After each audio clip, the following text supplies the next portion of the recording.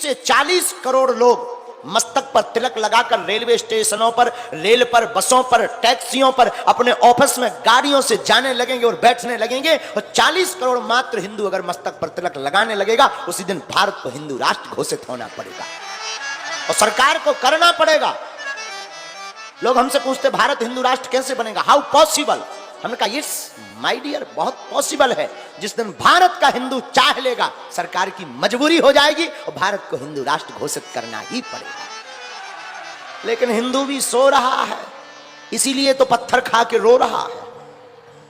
हिंदू सो रहा है, इसीलिए तो पत्थर खा करके रो रहा है। लेकिन हम फिर भी कहेंगे कि अब भी मौका है, संभल जाओ और सुबह शाम उठ करके मस्तक पर तिलक लगाओ। भक्ति माता मीराबाई के जीवन में भक्ति का बीज उनके दादा राव दूधा जी के द्वारा भी आरोपित किया गया। और आप भी अपने बच्चों को संस्कारमय बनाना चाहते हो मेरे पागलों। अगर तुम भी चाहते हो कि तुम्हारी बेटी और तुम्हारा बच्चा तुम्हारा नाम रोशन करे, कोई तुम्हारे ऊपर टिप्पणी ना करे, कमेंट्स ना करे, तो मेरी प्रार्थना है अपनी बेटी को और अपने बेटे को रामचरितमानस जरूर पढ़वाना, ताकि बेटी किसी पराये के घर जाए तो वह उस घर के लोग माता पिता को गाली ना देवे कि कुछ नहीं सिखाया। कुछ पढ़ाना या ना पढ़ाना, संस्कार जरूर दे देना। बिना पढ़े ही संस्कार पढ़ने मात्र से काम हो जाएगा। लेकिन इसका मतलब यह नहीं कि विद्या अध्ययन ना करवाना, खूब करवाना, लेकिन बिटिया को और बेटा को रामायण पढ़ाना, सुबह नहीं तो शाम।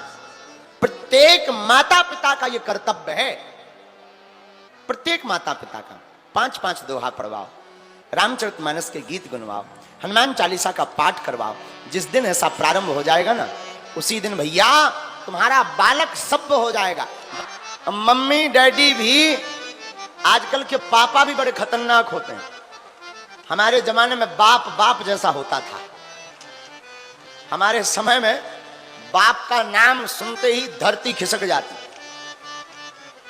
माताजी से तो थोड़ा सपोर्ट मिलता था, पर बाप तो बाप होता है। अब आज के जमाने में बाप भी बड़ा अद्भुत हो गया है। एक जगह बाप अपने बच्चे को व्हाट्सएप पे मैसेज कर रहा था, बेटा पढ़ाई क्यों नहीं कर रहा। बेटा कह रहा था पापा पढ़ रहा हूं। बाप ने कहा झूठ मत बोल वरना एक मुक्का मारूंगा। बाप ने एक मुक्का लिया, व्हाट्सएप पे भेज दिया। बेटा ने भी रोता हुआ स्टिकर भेज दिया। बताओ, मुक्का भी घल गया, रो भी लिया और पिटा भी नहीं कोई।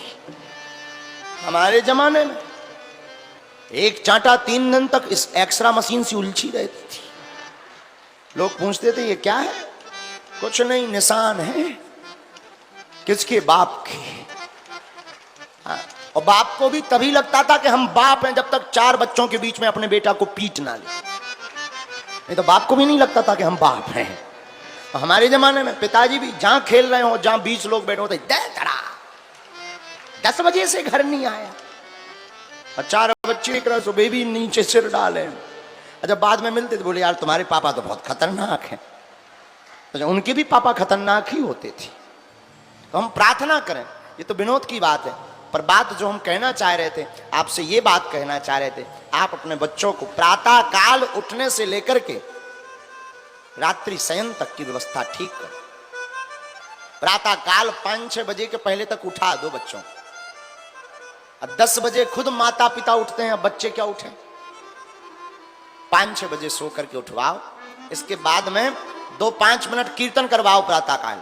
फिर इसके बाद में भगवान नाम जप करवाओ, फिर पढ़ाई करवाओ, स्नान करवाओ, सूर्य भगवान को अर्घ्य दिलवाओ, रामचरितमानस का पाठ करवाओ। बच्चों को स्कूल जाने दो, स्कूल से आवे जय सिया राम, जय श्री कृष्णा, हेलो हाय नहीं। अब आजकल आगे को लोगों जो मॉडर्न जमानो, हेलो, दूर ही से ऐसे हाथ हलाओ के लौट के मत आना,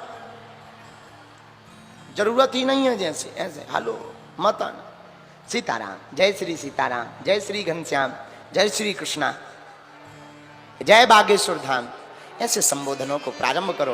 आप अपने बच्चों को अगर संस्कार देंगे, हम प्रण के साथ कहते हैं आपका घर सुधर जाएगा, आपका परिवार सुधर जाएगा, आपके समाज की संस्कृति सुधर जाएगी और हमारा भारत भी सुधर जाएगा।